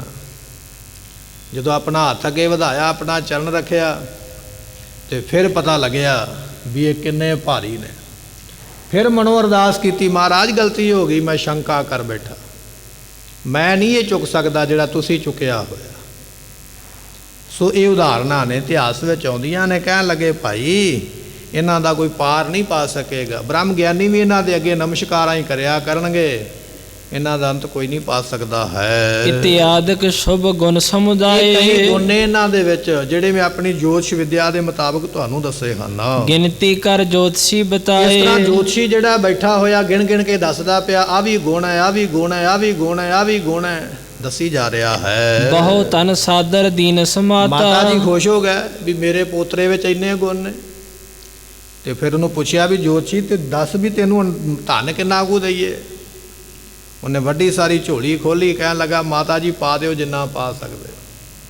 ਮਾਤਾ ਜੀਆਂ ਨੇ ਬੇਅੰਤ ਧਨ ਇਸ ਨੂੰ ਬਖਸ਼ਿਆ ਹੈ। ਲੈ ਦਿਜ ਆਸ਼ਿਖ ਦੇਹ ਤੇ ਰਖਾਤਾ। ਇਹ ਪੰਡਤ ਬ੍ਰਾਹਮਣ ਜਿਹੜਾ ਜੋਤਸ਼ੀ ਆਇਆ ਸੀ, ਲੈ ਕੇ ਮਾਇਆ, ਰਾਮ ਰਾਮ ਕਰਕੇ ਸਭ ਦੀ ਜੈ ਹੋਵੇ, ਸਭ ਦੀ ਜੈ ਹੋਵੇ ਕਰਕੇ ਆਪਣੇ ਘਰ ਨੂੰ ਤੁਰਿਆ ਜਾਂਦਾ ਹੈ। ਚਿਰੰਜੀਵ ਹੋਏ ਸਾਹਿਬਜ਼ਾਦਾ। ਸਾਡਾ ਪੁੱਤਰ ਲੰਮੀ ਉਮਰਾਂ ਦਾ ਮਾਲਕ ਹੋਵੇ, ਦੇ ਪਰਿਵਾਰੈ ਬਹੁ ਲਾਦਾ। ਪਰਿਵਾਰ ਨੂੰ ਬੜੀ ਖੁਸ਼ੀ ਦੇਵੇ, ਇਹ ਪਰਿਵਾਰ ਚਾਹੁੰਦਾ ਹੈ। ਪਿੱਛੇ ਮਾਤ ਨਾਨਕੀ ਹਰਖਤ। ਹੁਣ ਜੋਤਸ਼ੀ ਤੇ ਚਲਾ ਗਿਆ। ਮਾਤਾ ਨਾਨਕੀ ਜੀ ਆਪਣੇ ਪੋਤਰੇ ਦੇ ਗੁਣ ਸੁਣ ਕੇ ਬੜੇ ਖੁਸ਼ ਹਨ। ਸ਼ੁਭ ਲਛਨ ਪੋਤਰੇ ਮੈਂ ਪਰਖਤ। ਪਰਖਦੀ ਪਈ ਹੈ ਵੀ ਵਾਕਿਆ ਮੇਰੇ ਪੋਤਰੇ ਦੇ ਲੱਛਣ ਆਮ ਜਵਾਕਾਂ ਵਰਗੇ ਨਹੀਂ, ਆਮ ਬੱਚਿਆਂ ਵਰਗੇ ਨਹੀਂ ਹਨ। ਲੈ ਨਿਜ ਅੰਕ ਦੁਲਾਰੈ ਘਨੀ। ਇਸ ਕਰਕੇ ਮਾਤਾ ਸਾਹਿਬ ਜੀ ਆਪਣੇ ਪੋਤਰੇ ਨੂੰ ਆਪਣੀ ਗੋਦੀ ਵਿੱਚ ਲੈ ਕੇ ਬੜੇ ਲਾਡ ਕਰਦੇ ਹਨ। ਪਿਖ ਪਿਖ ਮੁਖ ਸਨੇ ਕੇ ਸਨੀ। ਆਪਣੇ ਪੁੱਤਰ ਦਾ ਮੂੰਹ ਵੇਖ ਕੇ ਬੜਾ ਸਨੇਹ ਪਿਆਰ ਲਾਡ ਕਰਦੇ ਹਨ। ਪੁਸ਼ਟੀ ਆਦਿਕ ਨਾਨਕ ਜਗ ਜਿਤੇਕ ਕਹਿਣ ਲੱਗੇ ਵੀ ਜਿੰਨੇ ਵੀ ਸੰਸਾਰ ਦੇ ਵਿੱਚ ਜਿਹੜੇ ਸ਼ੁਭ ਗੁਣ ਹਨ ਕਰੇ ਜਥਾ ਵਿਦ ਹੋਤੇ ਤਿਤੇਕ ਤੇ ਉਸੇ ਤਰ੍ਹਾਂ ਮਾਤਾ ਨੇ ਕੀਤੇ। ਇੱਕ ਹੁੰਦੀ ਹੈ ਲੌਕਿਕ, ਇੱਕ ਹੁੰਦੀ ਹੈ ਲੌਕਿਕ ਰੀਤੀ, ਇੱਕ ਹੁੰਦੀ ਹੈ ਵੈਦਿਕ ਰੀਤੀ। ਵੈਦਿਕ ਰੀਤੀ ਉਹ ਹੁੰਦੀ ਹੈ ਜਿਹੜੀ ਗ੍ਰੰਥਾਂ ਵਿੱਚ ਲਿਖੀ ਹੈ ਵੀ ਬਾਲਕ ਜੰਮੇ ਇਹ ਕਰਨਾ ਚਾਹੀਦਾ, ਇਹ ਕਰਨਾ ਚਾਹੀਦਾ। ਜਿਵੇਂ ਆਪਾਂ ਪਾਠ ਪੂਜਾ ਕਰਦੇ ਹਾਂ ਉਹਨੂੰ ਵੈਦਿਕ ਰੀਤੀ ਆਖਿਆ ਜਾਂਦਾ, ਗ੍ਰੰਥਾਂ ਦੇ ਵੇਦਾਂ ਸ਼ਾਸਤਰਾਂ ਦੀ ਲਿਖੀ ਹੋਈ। ਇੱਕ ਹੁੰਦੀ ਹੈ ਲੌਕਿਕ ਰੀਤ, ਖਾਨਦਾਨ ਦੀ ਪਰੰਪਰਾ, ਪਰਿਵਾਰ ਦੀ, ਵੀ ਸਾਡੀ ਦਾਦੀ ਨੇ ਇਹ ਕੀਤਾ ਸੀ, ਪੜਦਾਦੀ ਨੇ ਇਹ ਕੀਤਾ ਸੀ, ਜਾਂ ਸਾਡੇ ਖਾਨਦਾਨ ਵਿੱਚ ਇਹ ਪਰੰਪਰਾ ਹੈ, ਇਹ ਸ਼ਗਨ ਹੈ। ਮਾਤਾ ਨਾਨਕੀ ਜੀਆਂ ਨੇ ਸਾਰੇ ਹੀ ਕੀਤੇ ਜੋ ਵੀ ਆਪਣੇ ਖਾਨਦਾਨ ਦੇ ਉਹਨਾਂ ਦੇ ਸਨ ਸ਼ਗਨ ਵਿਹਾਰ ਕੀਤੇ ਹਨ। ਅੰਤਰ ਰਾਖੈ ਰਸਿਆ ਕਰਤੇ ਮਾਤਾ ਸਾਹਿਬ ਜੀ ਆਪਣੇ ਕੋਲ ਰੱਖਦੇ ਹਨ। ਆਏ ਰੰਕ ਜੋ ਜਾਤੈ ਦਰਤੇ ਜਿਹੜਾ ਵੀ ਕੋਈ ਮੰਗਤਾ ਆਉਂਦਾ ਨਾ ਗੁਰੂ ਘਰ ਦੇ ਦਰਵਾਜ਼ੇ ਤੇ ਵੀ ਤੁਹਾਡੇ ਘਰੇ ਪੁੱਤਰ ਆਇਆ ਤੇ ਮੈਨੂੰ ਦਾਨ ਦਿਓ, ਜਿਹੜਾ ਆ ਕੇ ਮੰਗਦਾ ਹੈ ਸੋਸ਼ਾ ਨਹੀਂ ਜਾਣ ਕੋ ਦੀਨਾ। ਉਸ ਵੇਲੇ ਮਾਤਾ ਨੇ ਕਿਸੇ ਨੂੰ ਖਾਲੀ ਨਹੀਂ ਜਾਣ ਦਿੱਤਾ। ਜਿਹੜਾ ਵੀ ਮੰਗਤੇ ਨੇ ਆ ਕੇ ਮੰਗਿਆ ਕੁਝ ਨਾ ਕੁਝ ਦੇ ਕੇ ਉਹਨੂੰ ਜ਼ਰੂਰ ਤੋਰਿਆ ਹੈ। ਮధుਰ ਗਿਰਾ ਕੈ ਦੇ ਬੋਧ ਕੀਨਾ ਤੇ ਬੜਾ ਮਿੱਠਾ ਬੋਲ ਕੇ, ਇਹ ਨਹੀਂ ਵੀ ਅਗਲੇ ਨੂੰ ਪਹਿਲਾਂ ਝਿੜਕਾ ਮਾਰੋ, ਅਪਮਾਨ ਕਰੋ, ਫਿਰ ਉਹਨੂੰ ਆਖੋ ਵੀ ਚੱਲ ਤੂੰ ਆ ਕੁਝ ਲੈ ਲਾ। ਨਹੀਂ, ਮਾਤਾ ਜੀ ਨਾਲੇ ਚੰਗਾ ਬੋਲਦੇ ਨੇ ਨਾਲੇ ਦਾਨ ਕਰਦੇ ਹਨ।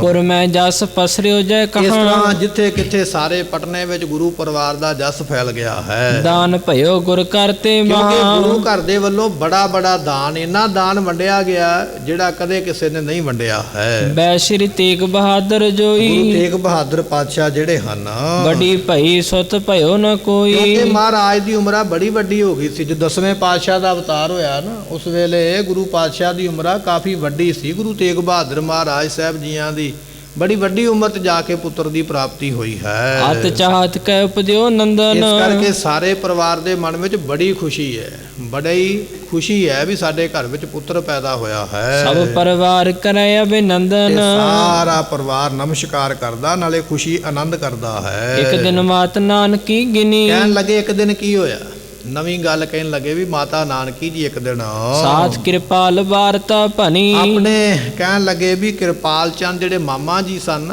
ਗੁਰੂ ਗੋਬਿੰਦ ਸਿੰਘ ਦੇ, ਉਹਦੇ ਨਾਲ ਮਾਤਾ ਨਾਨਕੀ ਜੀ ਆਪਣੀ ਨੌਂ ਦੇ ਭਰਾ ਦੇ ਨਾਲ ਇੱਕ ਦਿਨ ਸਲਾਹ ਕਰਨ ਲੱਗੇ ਹਨ। ਸੰਮਤ 1678 1678 ਜਿਹੜਾ ਸੰਮਤ ਹੈ, ਮਗਰ ਦੁਤੀਆ ਸੂਰਯ 69 ਤੇ ਕਹਿਣ ਲੱਗੇ ਇਸੇ ਤਰ੍ਹਾਂ ਮੱਘਰ ਦਾ ਮਹੀਨਾ ਹੈ ਤੇ ਸੂਰ 69 ਕਹਿਣ ਲੱਗੇ ਵੀ ਇਸ ਤਰ੍ਹਾਂ 1700 ਇਹ ਜਿਹੜਾ ਸੰਮਤ ਜੋ ਵੀ ਬਣਦਾ ਹੈ। ਤਬ ਮਵਨੰਦਨ ਜਨਮ ਲਏ ਹੈ ਤੇ ਉਦੋਂ ਮੇਰੇ ਪੁੱਤਰ ਨੇ ਜਨਮ ਲਿਆ ਸੀ। ਮਾਤਾ ਜੀ ਗੁਰੂ ਤੇਗ ਬਹਾਦਰ ਪਾਤਸ਼ਾਹ ਦੇ ਜਨਮ ਦੀ ਤਰੀਕ ਦੱਸਦੇ ਵੀ ਮੇਰੇ ਘਰ ਦੇ ਵਿੱਚ ਐਸ ਸੰਨ ਨੂੰ ਜਾਂ ਐਸ ਮਹੀਨੇ ਨੂੰ ਜਾਂ ਐਸ ਦਿਨ ਨੂੰ ਸਾਡੇ ਘਰ ਵਿੱਚ ਪੁੱਤਰ ਗੁਰੂ ਤੇਗ ਬਹਾਦਰ ਮਹਾਰਾਜ ਜੀ ਉਸ ਵੇਲੇ ਜਨਮ ਲੈ ਕੇ ਜਾਂ ਅਵਤਾਰ ਲੈ ਕੇ ਆਏ ਹਨ। ਅਬ 45 ਬਰਖ ਭਏ ਹੈ ਤੇ ਹੁਣ 45 ਸਾਲ ਹੋ ਗਏ ਨੇ। 45 ਸਾਲ ਬਾਅਦ ਗੁਰੂ ਤੇਗ ਬਹਾਦਰ ਦੇ ਘਰ ਦੇ ਵਿੱਚ ਗੁਰੂ ਗੋਬਿੰਦ ਸਿੰਘ ਮਹਾਰਾਜ ਦਾ ਅਵਤਾਰ ਹੋਇਆ। ਜਦੋਂ 45 ਸਾਲ ਦੀ ਉਮਰ ਸੀ ਨਾ ਧੰਨ ਗੁਰੂ ਤੇਗ ਬਹਾਦਰ ਪਾਤਸ਼ਾਹ ਜੀਆਂ ਦੀ, ਉਸ ਵੇਲੇ ਧੰਨ ਗੁਰੂ ਗੋਬਿੰਦ ਸਿੰਘ ਮਹਾਰਾਜ ਜੀਆਂ ਦਾ ਅਵਤਾਰ ਉਹਨਾਂ ਦੇ ਘਰ ਵਿੱਚ ਹੋਇਆ ਹੈ। ਸੰਮਤ 17 ਸੈ ਅਬ ਚੀਨ ਹੁਣ ਇਸ ਵੇਲੇ 1700 ਸੰਮਤ ਚੱਲਦੀ ਹੈ। ਉਪਰ ਬੀਤੇ 203 ਉੱਪਰ 23 ਬਤੀਤ ਹੋ ਗਏ ਨੇ। 1723 ਬਿਕਰਮੀ ਸੰਮਤ ਹੈ ਜਦੋਂ ਗੁਰੂ ਗੋਬਿੰਦ ਸਿੰਘ ਮਹਾਰਾਜ ਜੀ ਦੁਨੀਆ ਤੇ ਆਏ ਹਨ। ਸ੍ਰੀ ਨਾਨਕ ਕੀ ਕਿਰਪਾ ਇਹ ਉਦਾਰਾ ਸਾਡੇ ਉੱਪਰ ਗੁਰੂ ਨਾਨਕ ਸਾਹਿਬ ਦੀ ਕਿਰਪਾ ਹੈ, ਕਿਉਂਕਿ ਮਹਾਰਾਜ ਸਾਹਿਬ ਜੀ 26 ਸਾਲ ਤੇ 9 ਮਹੀਨੇ 13 ਦਿਨ ਤੇ ਬਾਬੇ ਬਕਾਲੇ ਸਾਹਿਬ ਵਿਖੇ ਭੂਰੇ ਵਿੱਚ ਹੀ ਬੈਠੇ ਰਹੇ। ਉਦੋਂ ਮਹਾਰਾਜ ਜੀਆਂ ਦਾ ਵਿਆਹ ਹੋ ਚੁੱਕਿਆ ਸੀ। ਵਿਆਹ ਤੋਂ ਮਗਰੋਂ ਮਹਾਰਾਜ ਜੀ ਇੰਨਾ ਲੰਮਾ ਸਮਾਂ ਉੱਥੇ ਬੰਦਗੀ ਵਿੱਚ ਬੈਠੇ ਤੇ ਕੁੱਲ ਮਿਲਾ ਕੇ ਉਮਰਾਂ 45 ਸਾਲ ਲਿਖੀ ਆ ਵੀ 45 ਸਾਲ ਇਸ ਵੇਲੇ ਗੁਰੂ ਤੇਗ ਬਹਾਦਰ ਪਾਤਸ਼ਾਹ ਦੀ ਉਮਰ ਹੈ ਜਦੋਂ ਧੰਨ ਗੁਰੂ ਗੋਬਿੰਦ ਸਿੰਘ ਮਹਾਰਾਜ ਜੀ ਉਹਨਾਂ ਦੇ ਘਰ ਵਿੱਚ ਆ ਕੇ ਅਵਤਰੇ ਹਨ। ਜਿਸ ਤੇ ਸੁਤ ਕੋ ਪੁੱਤਰ ਨਿਹਾਰਾ ਇਸ ਕਰਕੇ ਮੈਨੂੰ ਆਪਣੇ ਪੁੱਤਰ ਦੇ ਨਾਲੋਂ ਪੋਤਰਾ ਪਿਆਰਾ ਹੈ। ਪੁੱਤਰ ਵੀ ਪਿਆਰਾ, ਪੋਤਰਾ ਵੀ ਪਿਆਰਾ ਹੈ, ਜਿਨ੍ਹਾਂ ਦੇ ਮੈਂ ਅੱਜ ਦਰਸ਼ਨ ਕੀਤੇ ਗੁਰੂ ਨਾਨਕ ਦੀ ਕਿਰਪਾ ਨਾਲ। ਅਸ਼ਟ ਜੋਗਨੀ ਕੋ ਅਬਖੇਕਾ ਤੇ ਕਹਿਣ ਲੱਗੇ ਇਸੇ ਤਰ੍ਹਾਂ ਫਿਰ ਸਾਰਿਆਂ ਦੀ ਪੂਜਾ ਕੀਤੀ ਹੈ, ਸਾਰਿਆਂ ਨੂੰ ਪੂਜਿਆ ਹੈ। ਸੁਤ ਕੀ ਕੁਸ਼ਲ ਜਾਚ ਸਿਰ ਟੇਕਾ ਆਪਣੇ ਪੁੱਤਰ ਦੀ ਕੁਸ਼ਲ ਮੰਗਲ ਉਸ ਵੇਲੇ ਮੰਗੀ ਹੈ। ਪੰਚਾਮ੍ਰਿਤ ਸਮੂਹ ਕਰਵਾਇਓ ਫਿਰ ਬਹੁਤ ਕੜਾ ਪ੍ਰਸ਼ਾਦ ਗੁਰੂ ਘਰ ਦੇ ਵਿੱਚ ਖੁੱਲਾ ਵਰਤਦਾ ਤੇ ਬਣਾਇਆ ਜਾਂਦਾ, ਵਰਤਾਇਆ ਜਾਂਦਾ ਹੈ। ਸਭ ਸਿੱਖਣ ਕੇ ਘਰ ਪਹੁੰਚਾਇਓ ਸਾਰਿਆਂ ਸਿੱਖਾਂ ਦੇ ਘਰੋਂ ਘਰੀ, ਜਿਵੇਂ ਅੱਜ ਆਪਾਂ ਕੋਈ ਖੁਸ਼ੀ ਦਾ ਸਮਾਂ ਆਵੇ ਤੇ ਆਪਾਂ ਮਠਿਆਈ ਦਾ ਡੱਬਾ ਦੇ ਕੇ ਆਉਂਦੇ ਆ, ਕਿਉਂਕਿ ਸਾਨੂੰ ਕਰਨਾ ਕੁਝ ਨਾ ਪਵੇ, ਬਣਿਆ ਬਣਾਏ ਮਾਲ ਆਵੇ ਤੇ ਅੱਗੇ ਤੁਰ ਜਾਵੇ। ਪਰ ਮਾਤਾ ਸਾਹਿਬ ਮਾਤਾ ਨਾਨਕੀ ਜੀਆਂ ਨੇ ਕਹਿ ਕੇ ਬੜਾ ਖੁੱਲ੍ਹਾ ਕੜਾ ਪ੍ਰਸ਼ਾਦ ਬਣਵਾਇਆ, ਹਰੇਕ ਸਿੱਖਾਂ ਸੰਗਤਾਂ ਦੇ ਘਰੋਂ ਘਰ ਹੀ ਉਹ ਪ੍ਰਸ਼ਾਦ ਪਹੁੰਚਾਇਆ ਹੈ। ਲੇਤ ਲੇਤ ਕੇ ਹਿਰਦੇ ਆਨੰਦ, ਇਸ ਤਰ੍ਹਾਂ ਕੋਈ ਦਿੰਦਾ ਪਿਆ ਵਧਾਈ ਆ ਕੇ, ਕੋਈ ਪ੍ਰਸ਼ਾਦ ਲੈ ਕੇ ਜਾਂਦਾ, ਬੜਾ ਆਨੰਦ ਹੋ ਰਿਹਾ ਹੈ। ਅਤ ਸਾ ਚਾਹਤ ਕੈ ਉਪਜਿਓ ਨੰਦ। ਤੇ ਇਸ ਤਰ੍ਹਾਂ ਸਾਰਿਆਂ ਦੇ ਮਨ ਦੇ ਵਿੱਚ ਬੜੀ ਚਾਹਤ, ਬੜੀ ਇੱਛਾ ਹੈ ਵੀ ਗੁਰੂ ਘਰ ਦੇ ਵਿੱਚ ਪੁੱਤਰ ਪੈਦਾ ਹੋਇਆ ਹੈ। ਸ਼ਰੇ ਸਹਿਤ ਹੋਏ ਉਮਰ ਦਰਾਜ, ਤੇ ਸਾਰੇ ਸੀਸਾਂ ਦਿੰਦੇ ਨੇ ਵੀ ਇਹ ਇਹਨਾਂ ਦੀ ਉਮਰਾਂ ਲੰਮੀ ਹੋਵੇ ਤੇ ਤੰਦਰੁਸਤ ਰਹਿਣ, ਕਿਉਂਕਿ ਅਸੀਸ ਦਿੱਤੀ ਲੱਗਦੀ ਹੈ ਨਾ, ਅਸੀਸ ਵੀ ਲੱਗਦੀ ਹੈ ਤੇ ਬਦ ਸੀਸ ਵੀ ਲੱਗਦੀ ਹੈ। ਕਈ ਵਾਰੀ ਆਪਾਂ ਕਹਿ ਦਿੰਦੇ ਜਾ ਤੂੰ ਜੋ ਕਰਨਾ ਕਰ ਲਾ, ਮਾੜਾ ਬੰਦਾ ਤਗੜੇ ਦਾ ਕੀ ਕਰੇਗਾ, ਪਰ ਮਾੜੇ ਦੀ ਬਦ ਸੀਸ ਜਿਹੜੀ ਹੈ ਨਾ ਉਹ ਤਗੜੇ ਨੂੰ ਧੂ ਪਾ ਦਿੰਦੀ ਹੈ, ਤੇ ਵੱਡੇ ਦੀ ਅਸੀਸ ਜਿਹੜੀ ਹੈ ਦੁਨੀਆ ਤੋਂ ਉਤਾਰ ਦਿੰਦੀ ਹੈ। ਜੇ ਨਹੀਂ ਤਾਰਦੀ ਤੇ ਫਿਰ ਗੁਰੂ ਰਾਮਦਾਸ ਮਹਾਰਾਜ ਨੇ ਲਿਖਣਾ ਨਹੀਂ ਸੀ ਗੁਰਬਾਣੀ ਦੇ ਵਿੱਚ, ਦੇਹੋ ਸੱਜਣ ਆਸੀਸੜੀਆਂ ਜਿਉ ਹੋਵੇ ਸਾਹਿਬ ਸਿਉ ਮੇਲ। ਪੜ੍ਹਦੇ ਆ ਨਾ ਬਚਨ ਵੀ ਅਸੀਸ ਦਿਓ, ਜਿਹਦੇ ਨਾਲ ਰੱਬ ਦੇ ਨਾਲ, ਅਸੀਸ ਦੇ ਨਾਲ ਤੇ ਬੰਦਾ ਰੱਬ ਨਾਲ ਮਿਲ ਜਾਂਦਾ, ਤੇ ਅਸੀਸ ਦੇ ਨਾਲ ਦੁਨੀਆ ਦਾ ਪਦਾਰਥ ਕਿਉਂ ਨਹੀਂ ਮਿਲੇਗਾ। ਪਰ ਜੇ ਅਸੀਸ ਲੱਗਦੀ ਹੈ ਤੇ ਫਿਰ ਬਦ ਸੀਸ ਵੀ ਲੱਗਦੀ ਹੈ। ਜੇ ਕਿਸੇ ਨੇ ਦੁਖੀ ਹੋ ਕੇ ਬਦਦੁਆ ਦੇ ਦਿੱਤੀ ਨਾ, ਮਹਾਰਾਜ ਦਾ ਬਚਨ ਹੈ, ਲੈਂਦਾ ਬਦ ਦੁਆਏ ਤੂੰ ਮਾਇਆ ਕਰੇ ਇਕੱਤ। ਬੰਦਿਆ ਬਹੁਤੀ ਮਾਇਆ ਇਕੱਠੀ ਕਰਨ ਵਾਸਤੇ ਪਤਾ ਨਹੀਂ ਕਿਹਦੀਆਂ ਕਿਹਦੀਆਂ ਬਦਦੁਆਵਾਂ ਲੈਣਾ। ਮਾਇਆ ਤੇ ਉਹ ਕੋਲ ਆਈ ਰਹਿਣੀ ਨਹੀਂ, ਪਰ ਬਦਦੁਆ ਜਿਹੜੀ ਕੋਲ ਆ ਗਈ ਉਹ ਜਾਣੀ ਨਹੀਂ, ਬਦਦੁਆ ਨੇ ਤੈਨੂੰ ਵੀ ਲੈ ਜਾਣਾ। ਸੋ ਅਸੀਸ ਜਿਹੜੀ ਹੈ ਉਹ ਬੜੀ ਬਖਸ਼ਿਸ਼ ਕਰਦੀ ਹੈ। ਸੰਗਤ ਆਉਂਦੀ ਹੈ ਅਸੀਸਾਂ ਦੇ ਕੇ, ਅਰਦਾਸ ਕਰਦੀ ਹੈ ਵੀ ਲੰਮੀ ਉਮਰਾਂ ਵਾਲਾ ਇਹ ਬਾਲਕ ਹੋਵੇ, ਤੰਦਰੁਸਤ ਰਵੇ। ਇਸ ਤਰ੍ਹਾਂ ਕਹਿ ਕੇ ਜਾਂਦੇ ਹਨ। ਲਹੋ ਆਨੰਦ ਬਿਲੰਦ ਸਮਾਜ, ਬੇਅੰਤ ਆਨੰਦ ਪ੍ਰਾਪਤ ਹੋਵੇ ਜੀ। ਸ੍ਰੀ ਗੁਜਰੀ ਸ਼ੁਭ ਮਤ ਗੁਰ ਕਰਨੀ। ਸੋ ਕਹਿਣ ਲੱਗੇ ਮਾਤਾ ਗੁਜਰੀ ਜੀਆਂ ਦਾ ਬਹੁਤ ਵੱਡਾ ਜੀਵਨ ਹੈ ਗੁਰਮੁਖੋ, ਕਿਹਾ ਨਹੀਂ ਜਾ ਸਕਦਾ, ਦੱਸਿਆ ਨਹੀਂ ਜਾ ਸਕਦਾ। ਬੜੇ ਉੱਚੇ ਸੁੱਚੇ ਜੀਵਨ ਦੇ ਮਾਲਕ। ਭਰ ਜਵਾਨੀ ਦੇ ਵਿੱਚ ਗੁਰੂ ਤੇਗ ਬਹਾਦਰ ਪਾਤਸ਼ਾਹ ਦੇ ਦਰਵਾਜ਼ੇ ਤੇ ਬੈਠ ਕੇ ਆਪਣੀ ਜਵਾਨੀ ਲੰਘਾ ਦਿੱਤੀ। ਉਹ ਭੋਰੇ ਵਿੱਚ ਬੈਠ ਕੇ ਬੰਦਗੀ ਕਰਦੇ, ਉਹ ਬਾਹਰ ਬੈਠੇ ਸੇਵਾ ਕਰਦੇ। ਐਸੀ ਉਹ ਪ੍ਰਤੀਬਰਤਾ ਧਰਮ ਦੇ ਵਿੱਚ ਪਰਪੱਕ ਉੱਚੇ ਸੁੱਚੇ ਜੀਵਨ ਵਾਲੇ, ਜਿਨ੍ਹਾਂ ਦੇ ਜੀਵਨ ਦਾ ਵਿਖਿਆਨ ਨਹੀਂ ਕੀਤਾ ਜਾ ਸਕਦਾ ਹੈ। ਚਿਰੰਕਾਲ ਸੁਤ ਬਾਂਛਾ ਤਰਨੀ। ਤੇ ਮਾਤਾ ਸਾਹਿਬ ਜੀ ਕਿਹੜੀ ਮਾਂ ਜਿਹਦੇ ਮਨ ਵਿੱਚ ਇੱਛਾ ਨਹੀਂ ਹੁੰਦੀ ਵੀ ਮੇਰੇ ਘਰੇ ਪੁੱਤਰ ਨਾ ਹੋਵੇ।